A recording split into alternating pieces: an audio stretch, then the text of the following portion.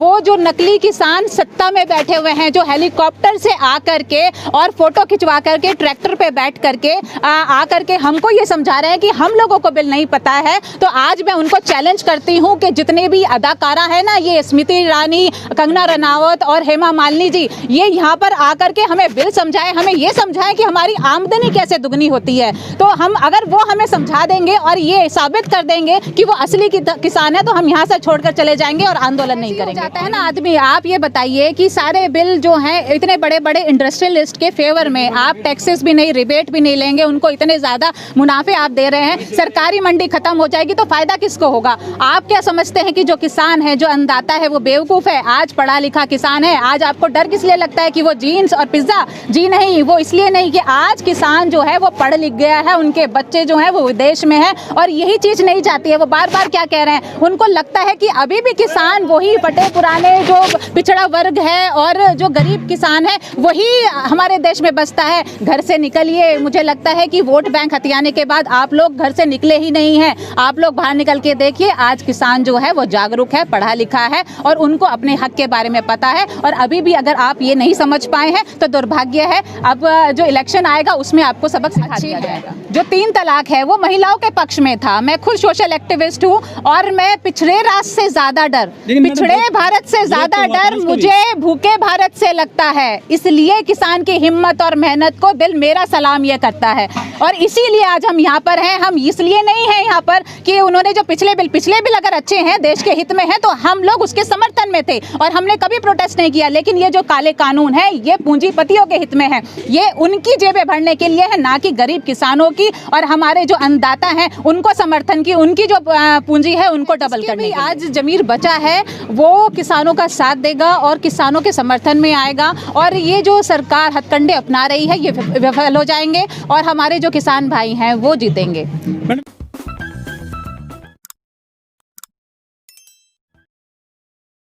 किसान आंदोलन को करीब 62 किसानों की जान चली गई, शहीद हो गए हैं, लेकिन सरकार टस से मस नहीं हो रही है। दुर्भाग्य है इस देश का कि जिस सरकार को हमने सर माथे पर बिठाया, इतना बड़ा वोट बैंक देख करके आज सरकार सत्ता में आई है और वही सरकार है जो गरीब किसानों की और आम नागरिकों की नहीं सुन रही है। तो इस देश में इससे बड़ा जो धोखा है, वो छल जो है नागरिकों के साथ नहीं हो सकता है। और जिस तरह से उनके जो एजेंडा है सामने आते जा रहे हैं, अभी कोर्ट में आप देख लीजिए जो कमेटी बनाई गई है उसमें भी आपने जो 4 लोग थे जो उनके हित में थे, जो बिल के हित में थे, उन्हीं को कमेटी में डाल दिया। हालांकि ये तो जिस आदमी का ज़मीर जाग गया वो एक कमेटी में से छोड़कर चले गए हैं। तो मुझे लगता है जिसके भी आज ज़मीर बचा है वो किसानों का साथ देगा और किसानों के समर्थन में आएगा और ये जो सरकार हथकंडे अपना रही है ये विफल हो जाएंगे और हमारे जो किसान भाई हैं वो जीतेंगे। मैडम, आपको लगता है कि जो सरकार है इस आंदोलन को, जो किसान आंदोलन चल रहा है, क्या इसको शाहीन बाग आंदोलन के रास्ते पर ले जाना चाहती है? बिल्कुल, आप देखिए ना किस तरह के स्टेटमेंट आ रहे हैं, खुद भ्रम में है। कभी कहते हैं खालिस्तानी पाकिस्तानी टुकड़े टुकड़े गैंग, तो शर्म आती है ये कहते हुए कि ऐसी सरकार को हमने चुना था जो आज नागरिकों को, जो देश के जो सच्चे देशभक्त हैं, जो अन्नदाता हैं, उनको आप खालिस्तानी पाकिस्तानी और आतंकवादी कह रहे हैं। तो किस तरह की सरकार है और किस तरह के नेता हैं आज सत्ता की पावर में आकर के आप अंधकार में चले गए हैं, घमंड में इतने आ गए हैं, अहम में इतने आ गए हैं कि आपको ये नहीं दिख रहा है कि अन्नदाता जो पूरे देश की इकोनॉमी संभाले हुए हैं, जो पूरे देश की जीडीपी, टैक्सेस भी देते हैं, ये बताइए ना कि कौन से टैक्सेस नहीं देते हैं, उसके बावजूद आज अन्नदाता को आप आतंकवादी कहते हैं। तो दुर्भाग्य है। और जो आप कहते हैं कि हम लोग नकली किसान हैं, यहाँ पर हम लोगों को बिल की कोई जानकारी नहीं है। वो जो नकली किसान सत्ता में बैठे हुए हैं, जो हेलीकॉप्टर से आकर के और फोटो खिंचवा करके ट्रैक्टर पे बैठ करके आकर के हमको ये समझा रहे हैं कि हम लोगों को बिल नहीं पता है,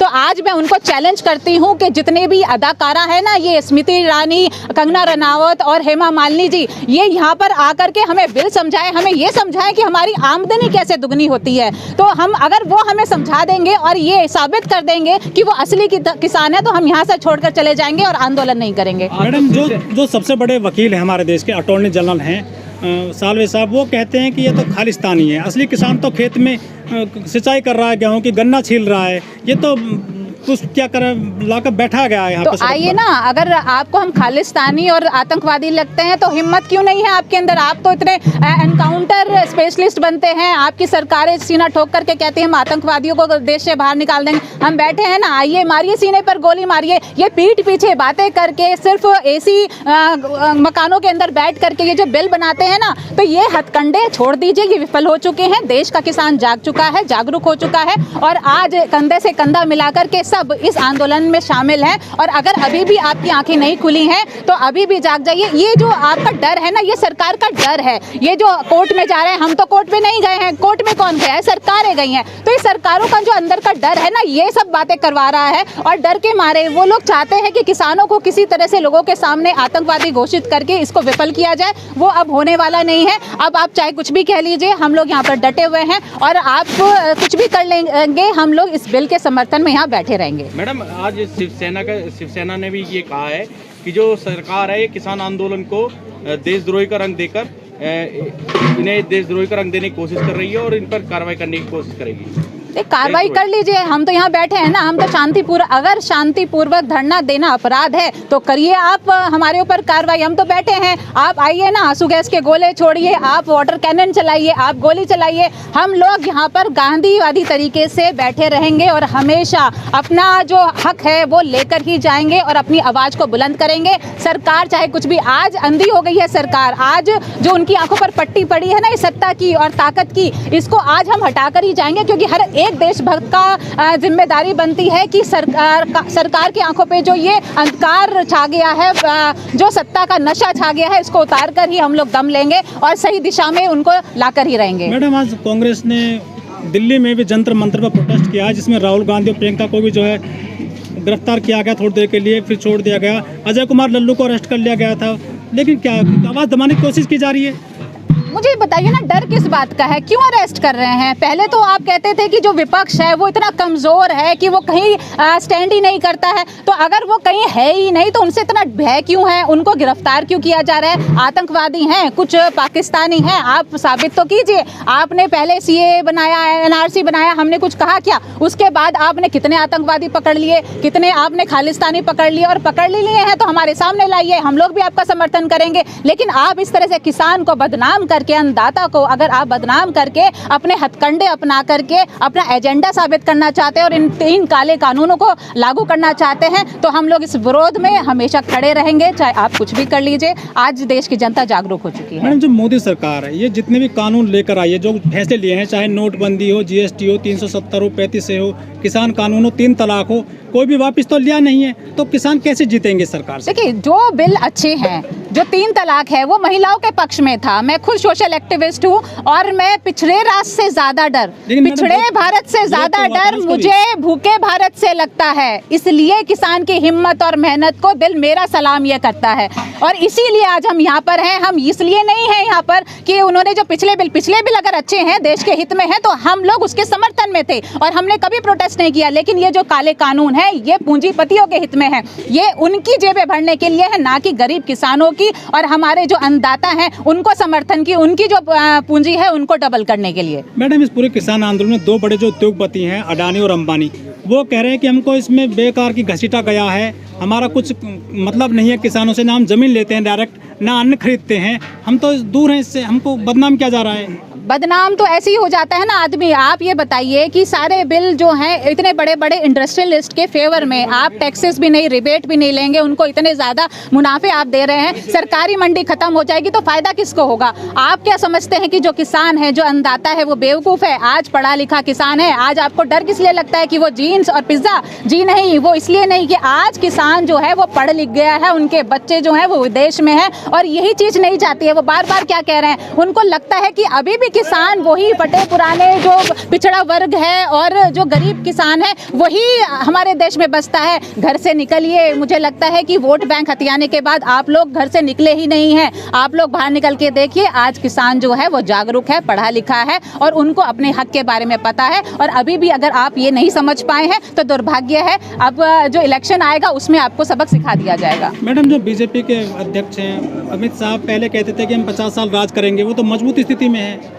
देखिए, कौन मजबूत स्थिति में है वो आगे समय पर पता चल जाएगा, क्योंकि अभी तक जो भी आंदोलन हुए हैं वो कहीं ना कहीं, जैसे 3 तलाक आपने नाम लिया, ये कहीं ना कहीं लोगों के हित में थे, लेकिन जो हित में नहीं है उस पर भी आप अड़ियल रवैया अपनाएंगे तो ये दुर्भाग्य होगा और आपकी जो ये सत्ता का नशा है ना, ये जल्दी ही उतर जाएगा और जल्दी ही जो देश की जनता है, जिस तरह से आप हर एक नागरिक को पाकिस्तानी और आतंकवादी बता देते हैं, वो आपको कहीं ना कहीं जवाब देने वाले हैं। और अगर अभी भी, मुझे लगता है कि अभी भी वक्त है, अभी भी अगर अपनी गलतियों को मान करके ये जो बिल वापस ले लेते हैं, हम कहते हैं अभी तो बहुत समय बचा है ना, आप क्यों संशोधन करने पे तुले हुए हैं, आप इनको वापस ले लीजिए और फिर से बनाइए, सब लोग आपके समर्थन में होंगे। आज हम लोग विरोध कर रहे हैं, लेकिन फिर हम आपको सर पे बिठाएंगे, लेकिन आप अपनी जो अड़ियल रवैया है, ये जो मूंछों की लड़ाई है, इसको छोड़ दीजिए और अपनी जिद से हट करके किसानों की जो बातें हैं, उनके जो वो कह रहे हैं, उनसे उनको समझिए और उनको उनका हक दिल दीजिए। मेरा आखिरी सवाल है, किसान कह रहे हैं कि 26 तारीख को हम बड़ा प्रदर्शन करेंगे, शक्ति प्रदर्शन करेंगे, किस तरह से देखते हैं इस चीज़ों को? नहीं, बिल्कुल, देखिए, जब सरकार सुनेगी नहीं तो हमारे पास क्या चीज़ बचती है, हमारे पास आंदोलन करना ही। और ये तो खुद प्रधानमंत्री जी जब प्रधानमंत्री नहीं बने तो उससे पहले कहते थे जो देश के अंदर रिफॉर्म्स हैं वो आंदोलन से आते हैं, तो आज हम आंदोलन ही तो कर रहे हैं। और 26 जनवरी को एक बात बताइए ना, हमारे पूर्व प्रधानमंत्री जी ने ये कहा था, जय जवान जय किसान का एक नारा दिया था, तो जब जवान जो है वो परेड में जा सकता है तो किसान क्यों नहीं जा सकता है? कंधे से कंधा मिलाकर के जवान और किसान जब दोनों साथ में चलेंगे तो देश का नाम तो रोशन ही होगा ना, पूरे देश में डंका बजेगा। इसमें शर्म की क्या बात है? आप इतना बौखला क्यों रहे हैं, आप इतना डर क्यों रहे हैं? लेकिन बीजेपी के नुमाइंदे कहते हैं कि ट्रैक्टर में डीजल कहाँ से डाल लेते हैं ये किसान?